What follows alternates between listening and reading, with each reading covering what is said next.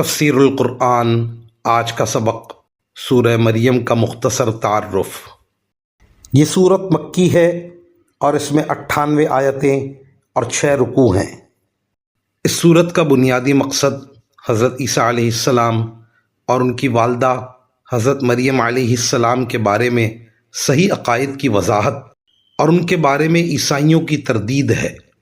اگرچہ مکہ مکرمہ میں جہاں یہ سورت نازل ہوئی عیسائیوں کی کوئی خاص آبادی نہیں تھی، لیکن مکہ مکرمہ کے بت پرست کبھی کبھی حضرت صلی اللہ علیہ وسلم کے دعوی نبوت کی تردید کے لیے عیسائیوں سے مدد لیا کرتے تھے۔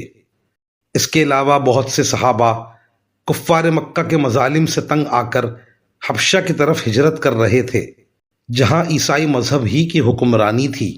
اس لیے ضروری تھا کہ مسلمان حضرت عیسیٰ، حضرت مریم، حضرت زکریا اور حضرت یحییٰ علیہم السلام کی صحیح حقیقت سے واقف ہوں۔ چنانچہ اس صورت میں ان حضرات کے واقعات اسی سیاق و سباق میں بیان ہوئے ہیں، اور چونکہ یہ واضح کرنا تھا کہ حضرت عیسیٰ علیہ السلام خدا کے بیٹے نہیں ہیں جیسے کہ عیسائیوں کا عقیدہ ہے، بلکہ وہ انبیاء کرام ہی کے مقدس سلسلے کی ایک کڑی ہیں، اس لیے بعض دوسرے انبیاء کرام علیہم السلام کا بھی مختصر تذکرہ اس صورت میں آیا ہے، لیکن حضرت عیسیٰ علیہ السلام کی معجزانہ ولادت اور اس وقت حضرت مریم علیہ السلام کی کیفیات سب سے زیادہ تفصیل کے ساتھ اسی صورت میں بیان ہوئی ہیں، اس لیے اس صورت کا نام سورہ مریم رکھا گیا ہے۔